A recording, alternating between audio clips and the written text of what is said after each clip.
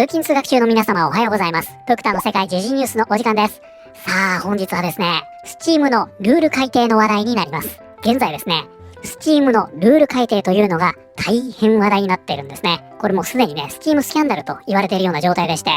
いわゆる検閲に関するルール変更ということで、これがですね、ゲーマーから大変な批判を浴びているという状態です。そしてですね、この裏には一つのフェミニスト団体があるということで、この存在がですね、もう本当に謎に包まれているんですよね。で、さらにはこの団体、日本も標的に加えておりますので、皆さんにとっても人事ではないんじゃないかなと思います。本日は一体何が起きているのか、詳しく見ていきたいと思います。この番組は海外のホットな時事ニュースをお届けします。通勤通学のお供にちょうどいいチャンネルとなっていますので、ぜひチャンネル登録お願いします。さあ、それでは本題です。本日はですね、このチャンネルでもね、これまでずっと取り上げてきております、ゲームアニメの検閲問題ですね。で、今回は Steam がルール改定を行ったということで、ゲーマーから大変な批判を浴びているところです。で、ちょっとですね、この話題、まだね、その裏で何がうごめいているのか、真相がね、はっきりつかめていないような状態なんですね。で、表で起きていることだけを見ますと、この裏で動いている力というのがあまりにも強大に見えるため、この動画ですね、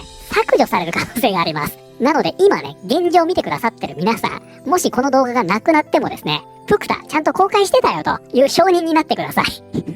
あいつ今日動画サボりやがったなって思われちゃうんでね。あとグッドボタンもね、押していただけると助かりますが。いやー、ちょっとね、震えますよ。恐ろしいです。で、実際ですね、とあるメディアから出された記事が速攻削除されまして、これは事実です。そしてそれを書いたライターが解雇になったなんて噂も出てるんですね。で、ちょっとですね、その力がスイートベイビーインクの比じゃないような、とてつもない波動が出ておりますので、もしかしたらこれを見ている皆さん、ラッキーだったということになるかもしれません。まずはですね、こちら今回のね、Steam のルール改定についてです。Steam のルールが更新され、決済処理業者や銀行によって定められた規則に違反するコンテンツを Prohibit。ということで早速ですが、こちらですね、Prohibit とあります。こちらが本日のキーワードになります。Prohibit。正式に何かを許可しないこと。ということで、こちらね、Prohibit というのは、禁止するという意味になります。つまりは、バンという意味ですね。その非常に硬い、フォーマルな言い方だと思ってください。で、このプロっていうのは、前という意味になりまして、その後ろの Hebit というのは、ラテン語由来で、持つという意味になります。つまりは、have の語源ですね。で、これが組み合わさることで、持つことを前もって禁止すると、こういったニュアンスになるんですね。同様の使われ方で、こちらもそうですね。Progress。これは前進とか進展という意味になりますが、こちらもね、プロ、前と Gress、進むの組み合わせで前進すると。例えばね、ここに共に一緒にを意味する con がつきますと Congress。みんなで一緒に前に進みましょう。議論していきましょう。という意味で、議会という意味になるんですね。で、この法則はですね、皆さん何気に使ってますよ。その代表格が、こちらですね、connect とあります。つまりはつなげるという意味ですね。皆さん、この綴り、なんで A の1個多いのかなって思ったことありませんか？これはですね、con と nect の組み合わせだからなんですね。con っていうのは一緒に、共に、そして後ろの nect。これ縛るという意味になりまして、一緒に縛る。これでコネクトとなるわけですね。ということで、こちらは、Steam のルールが更新され、決済処理業者や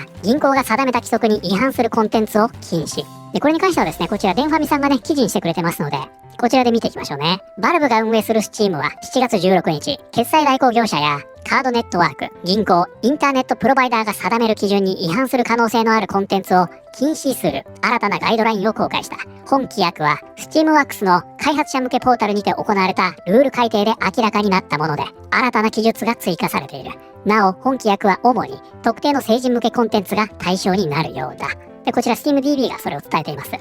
この規約改定を受けましてですね、すでに Steam からは多くのゲームが削除されていると。で、その対象になっているのは、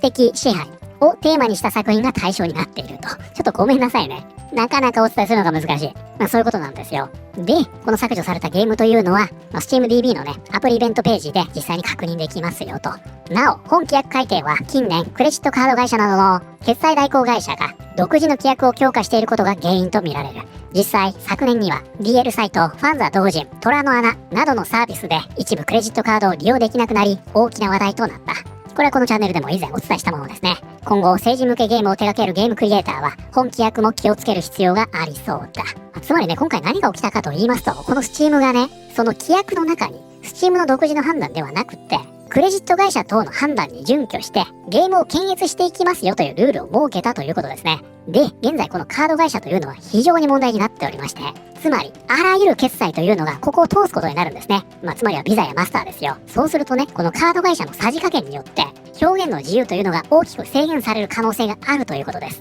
そしてここを狙いまして、現在様々な団体がロビー活動をしているというんです。で、こちらね、日経ゲーマーさん、それ伝えていますね。こちらね、マスマンさんいますね。決済処理業者による独占的な検閲は、現在最も規制されていないカルテルの一つだ。こうした企業を解体するか、一定のサービスの提供を保障するための規制が必要だ。すべての企業が足並みを揃えて動いている状況では、自由市場とは言えない。スチームが裏で何らかの解決策に取り組んでいることを願う。そして唯一の解決策は、ビザやマスターカードに代わる別の支払い手段を導入することだ。どういうことだ？決済代行会社がコンテンツを検閲できるなんて馬鹿げている。この方ね、デンファミさんの記事リポストしまして、これは大事件ですわ。消されたゲーム見てみたけど、ホニャララ系のこの辺が消されてますね。そしてね、この下にこれが貼られてるんですね。おそらくこの団体がビザやマスターカードに通報したのだろう。JCB にも狙いを定めているようだ。ということで、今回のこの問題にあたりましてですね、一つの団体というのがたくさん出てくるんですね。こちらね、ゲームスパークスさん今年4月の記事です。PC 向けに Steam で2025年3月にリリースされた成人向けゲーム、ノーマーシーについて、イギリスの科学イノベーション技術大臣のピーター・カイル氏は、敵力を助長するとして強く非難。削除を要請。本記事執筆時点で同国での販売が停止されたことを海外メディア LBC が報じています。そしてここです。こうした動きとして、非営利団体のコレクティブシャウトも同作の Steam からの削除を求める嘆願書を立ち上げ、オンライン署名を実施。この流れを受けたとみられる Steam 運営のバルブの対応として、イギリス及びオーストラリアとカナダでは本記事執筆時点で同作の販売が停止されています。と、ここで出てくるのがこちら、コレクティブシャウトです。で、この団体はね、一体何をやっているのかと言いますと、まずこちら、これね、オーストラリアの、コメンテーター、作家とありますね。メリンダ・タンカード・レイストという人物が、2008年に立ち上げたオーストラリアの非営利団体です。ここにね、コレクティブシャウトとありますね。で、ここにね、まさに書いてあるんですが、女性をね、物扱いしたり、少女をね、そういった対象にすることに反対する草のね、運動団体だと。そして、ゲームやアニメなどのね、そういった表現への呼びかけ。あとね、街に出ている、そういったものを想起させるような広告ですね。こういったものを規制しましょうという運動をしています。こちらですね、ハンドボールチームのユニフォーム。これもですね、ビキニではダメだということで、ここにね、ありますが、これに変更するように圧力をかけ、実際そのようになったんですね。これがスポーツ界における女性や少女の性差別や物化の終わりの始まりになることを願っていますと、2012年にランジェリーフットボールリーグに対するコレクティブシャウトのキャンペーンを主導したストーン氏は語った。で、今回のね、このスチームのスキャンダルと言われている大きなルール改正。これも実はコレクティブシャウトの活動によるものでした。ここね、ちょっとほとんど読めないんですが、スチームで、そういったゲームから利益を得ている支払い業者への公開書簡。ということでね、このコレクティブシャウトというのは、そのゲーム会社にこのゲームを作るなではないんですよ。カード会社に圧力をかけまして、これを根元から止めてしまおうと、こういった活動をしてるんですね。で、ここにね、それぞれ名前が入ってるんですよ。ペイパル、マスターカード、ビザ。そしてね、この下見てください。日本も例外じゃないんですよ。これまで安全とされてきた JCB も、これ名前入ってるんですね。企業としての社会的責任を示し、Steam やその他同様のゲームを掲載している全てのプラットフォームでの決済処理を直ちに停止するよう求めます。私たちは回答をお待ちしています。これがね、2025年7月10日の出来事でした。そして7月16日、これカード会社から Steam へ圧力があったと報じられています。Steam がもうカード会社さんの意向に全て従いますから、勘弁してくださいと今回のルール改正に至ったというわけだったんですね。このフェミニスト団体がどれだけ力を持っているというんでしょうか。この方ね、コラリー・アリソン。このコレクティブシャウトの運営部門マネージャーと、中心人物ですね。まずこちら先ほどご紹介しました4月の、ちょっとね画面黒塗りになってるかもしれませんが、規制に成功したゲームの件ですね。ここでね、勝ち時を上げています。やりました。このゲームは Steam から全世界で削除されましたと。ここね、ビクトリーとあります。このようにですね、自分たちの成果というのをアピールしてるんですね。そしてこちらもそうですね。これらのカード会社に現在圧力をかけてますと。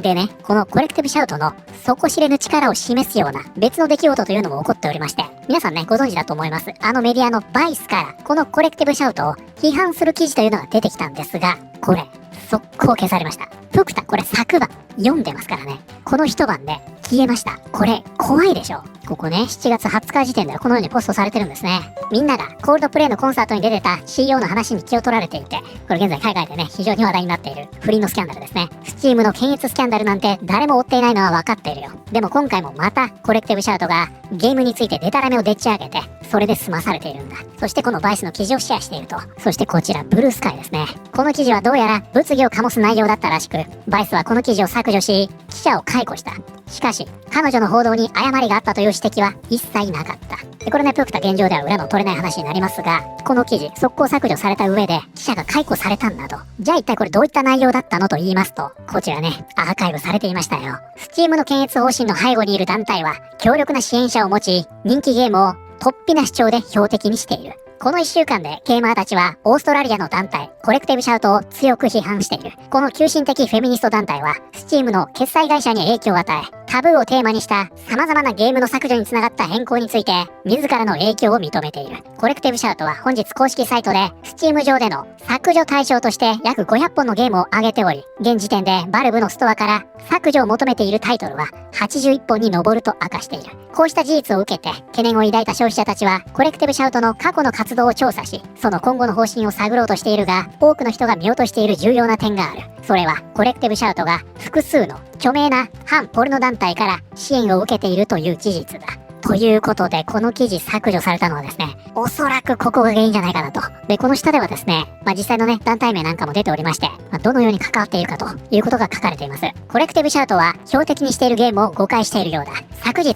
バイスはコレクティブシャウトに対し、同団体がホニャララを描写していると主張する Steam 上の具体的なゲームについての詳細を求めた。しかし、現時点でも、どのゲームがどのようにそのような内容を描いているのか、同団体からの明確な説明はない。この団体は Steam 上の数百本のゲームを禁止させるために決済会社に圧力をかけた成果を誇らしげにアピールしている。しかしコレクティブシャウトはあくまで始まりに過ぎず、はるかに大きな問題の一端に過ぎない。この団体はオンライン上の検閲に関わるより大きな勢力と明確につながっているようだ。で、ここでね、2つの団体の名前が出てきまして、1つは宗教団体ですね。こういった団体をはじめ、コレクティブシャウトの背後では、その目標を達成するために動いている大物たちが存在する可能性が高い。そしてこの関連記事2本が現在は削除されました。そしてこのね、コレクティブシャウトが標的にしているのは海外だけではありません。日本のアニメも対象なんですね。ここではソードアートオンラインやゴブリンスレイヤーなど他にもね、作品名上がっていますが、これを規制しろと。これこの人が個人のお気持ちでポストしてるだけじゃないですからね。これ公式サイトで正式な書簡になっています。でね、ちょっとコレクティブシャウトで検索していましたら、バイスの記事を書いたライターさんにぶち当たりまして、このね、真相がわかりました。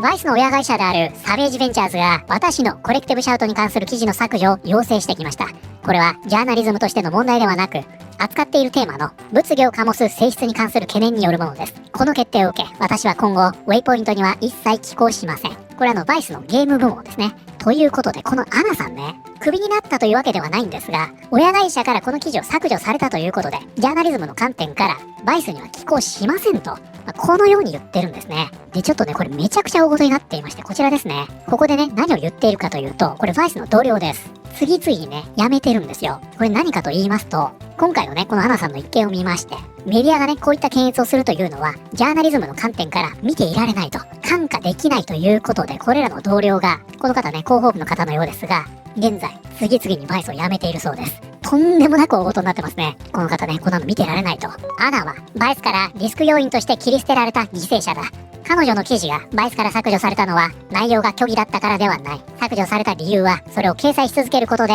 法的責任を問われる可能性があったからだ。戦うよりも削除する方が手っ取り早いという判断だ。ゲーマーたちが怒ってるのを見て、また性癖の話かと聞き流してしまうかもしれない。でもお願いだから聞いてほしい。これはそんな話なんかじゃない。これは検閲の問題だ。でもそれ以上に法的責任の問題なんだ。マスターとビザは過去に大きな訴訟に巻き込まれた。違法とされかねないフェティッシュ系のコンテンツの資金流通に関与していたとして責任を問われることを恐れたんだ。だから彼らは成人向けか健全かの区別なんてしていない。なぜなら正直言ってそれは手間がかかりすぎるからだ。全部禁止する方が楽だからだ。で、アナさんね、これ相当信念持って書いてたんですね。寄付してくれた皆さん本当にありがとう。今月分の失われた収入はこれでなんとかカバーできました。私は大丈夫。ちゃんと立ち直ります。今日の出来事で私がこの問題をどれほど強く思っているのかが伝われば嬉しいです。本当に心からそう思っています。そして私は消費者もアダルト系クリエイターも皆が声を上げて変化を起こせる力を持っていると感じてほしいです。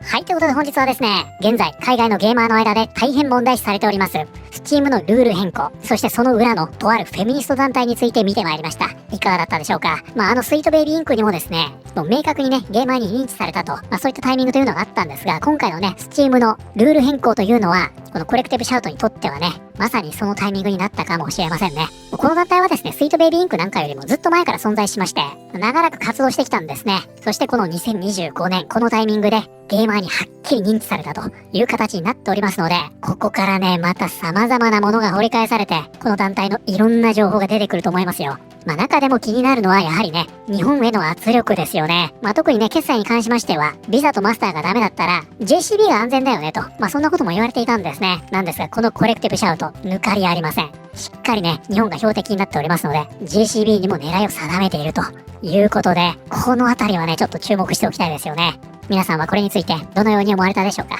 ということで、本日の動画は以上になります。この動画良かったよと思っていただいた方、ぜひチャンネル登録、グッドボタンお願いします。それではまた通勤通学中にお会いしましょう。